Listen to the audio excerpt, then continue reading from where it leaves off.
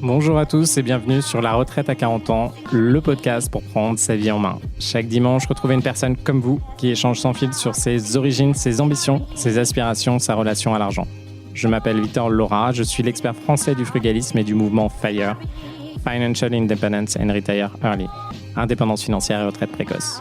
Retrouvez mon livre La Retraite à 40 ans, c'est possible aux éditions Larousse. Pour rejoindre le mouvement FIRE, c'est sur devenirfrugaliste.com. Il y a une communauté, des workshops et des outils.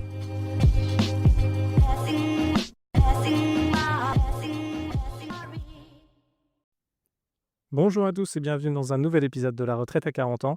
Aujourd'hui, on va se pencher sur les différents types de projets qui sont possibles pour vous en investissement locatif et vérifier lequel est le plus adapté à votre situation. Alors du coup, ça fait pas mal d'années, ça fait 4, voire même 5 ans que je coach un grand nombre d'entre vous à faire des investissements locatifs. Et il y a aussi mon expérience personnelle qui parle. Et maintenant, j'ai une plutôt bonne vision de ce qui marche pour la majorité d'entre vous. Il y a différents types qui sont possibles. En réalité, il y a 3 gros types d'investissements locatifs. On pourra aller sur des investissements un petit peu annexes. Je reviendrai dessus aujourd'hui si on a le temps ou une prochaine fois. Et dans les 3 grands types, on retrouve la colocation, le Airbnb et l'immeuble de rapport. La grosse question, c'est quel est l'investissement locatif qui est fait pour vous en fonction de où vous en êtes dans votre stratégie de façon générale. À force d'accompagner des personnes, je me rends compte que ce qui fonctionne le mieux pour la majorité d'entre vous, ça reste en termes de difficulté. Si je dois mettre un ordre à ces 3 types d'investissements, on va d'abord retrouver la colocation, puis la location nue / immeuble de rapport, puis le Airbnb et je vais détailler pourquoi c'est dans ce sens-là. Avant de détailler pourquoi c'est dans ce sens-là, on peut revenir aussi pour vous donner une situation géographique de où vous pouvez faire ce type d'investissement. La première contrainte que vous allez avoir, ça va être des prix au mètre carré.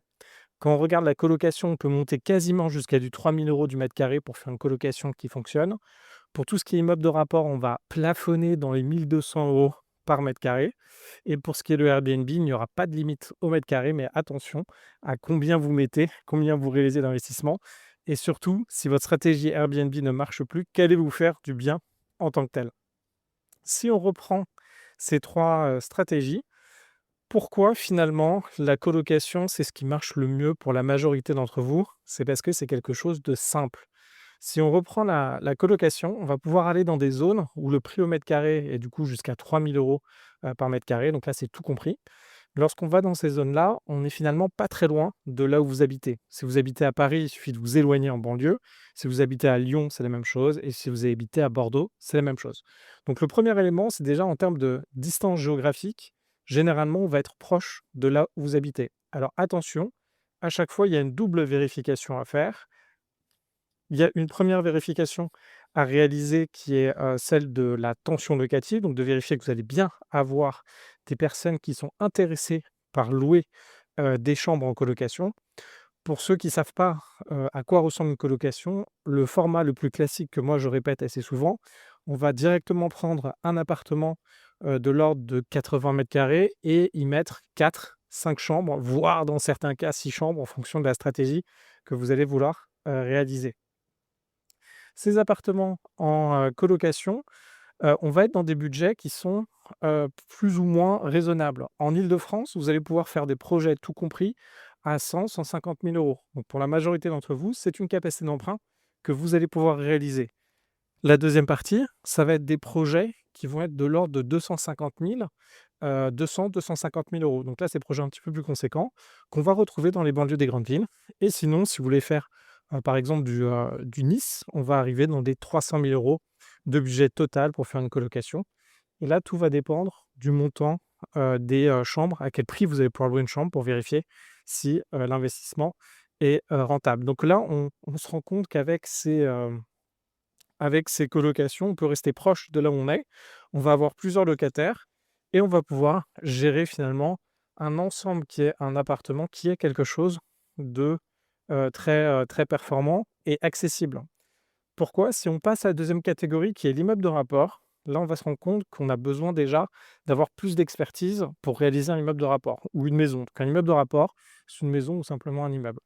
Pourquoi? Parce que là, tout de suite, on va être amené à gérer une toiture, une façade, une devanture et rien que pour faire la visite, donc ça dépend de la superficie et de la taille de l'immeuble que vous allez acheter, mais potentiellement, si vous avez un immeuble de 300 mètres carrés avec plusieurs appartements, ça va vous demander peut-être 2 heures, 2-3 heures pour faire une vraie visite approfondie. Donc là, ça va vous demander de step up dans votre stratégie d'investisseur et de devenir finalement plus aguerri. Donc l'immeuble de rapport, c'est une étape au-dessus. On m'avait posé la question de: est-ce qu'un immeuble de rapport finalement, plus on achète gros, plus on a de la rentabilité liée à l'échelle? C'est pas forcément vrai. Il y a des types d'actifs qui rapportent plus que d'autres. Par exemple, une colocation, de 80 mètres carrés, on va généralement réussir à faire un fois 2 sur le cash flow, donc à doubler la rentabilité, par rapport à un immeuble de rapport. Donc en fonction de ce que vous allez faire, si vous arrivez à louer plus cher, vraiment plus cher un certain type d'actif, ça va, bien fonctionner. Le dernier cas, on arrive sur tout ce qui est Airbnb. Les Airbnb, la problématique qu'on va avoir, donc on va être encore plus rentable, sur le papier du moins, par rapport à une colocation. Par contre, on va, avoir l'effet finalement d'avoir des clients récurrents qui vont nous donner des notes. Vous allez être stressé lié à la note. La grosse problématique qu'on a dans l'immobilier, en fait, les points de friction, c'est généralement lorsqu'il y a un remplacement de de clients, simplement. Donc, quand on est dans une colocation, si vous avez une colocation de 4 personnes, généralement, on aura un remplacement une fois par an. Si vous êtes sur un immeuble de rapport, en fonction de ce que vous louez, mais ça peut être tous les 2, 3, voire 5, voire 7 ans.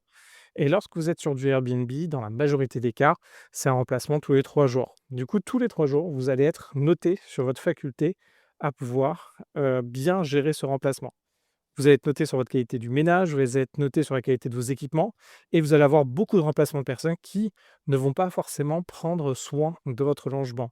Donc une fois que vous savez ça, on se rend compte que les remplacements et la friction qui est liée au changement des locataires, tout de suite, vous passez vraiment beaucoup plus en mode business, surtout aujourd'hui. Le Airbnb, si vous comptez le faire en mode on the side, ça ne marche plus comme avant. Là, il faut être vraiment beaucoup plus professionnel. Il faut l'avoir pensé totalement pour que ce soit du Airbnb. Voilà, c'était le petit épisode court pour vous donner en fait quelle est la stratégie qui peut vous intéresser le plus. Effectivement, ce qui rapporte le plus, ça va être le Airbnb, puis généralement la colocation et enfin l'immeuble de rapport. Cependant, en fonction de votre stratégie, généralement, la colocation reste le type d'investissement qui est le plus ouvert, le plus facile d'accès lorsqu'on commence à faire de l'investissement immobilier.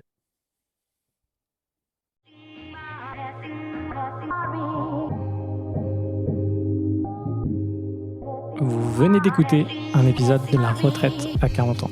N'hésitez pas à en parler autour de vous, à vous abonner, à rajouter 5 étoiles et à mettre un petit commentaire. Ça nous aide vraiment beaucoup. Pour être informé des nouveautés, rendez-vous sur devenirfrugaliste.com.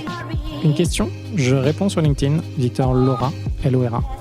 Et surtout, n'oubliez pas, vous êtes déjà au top. À très vite.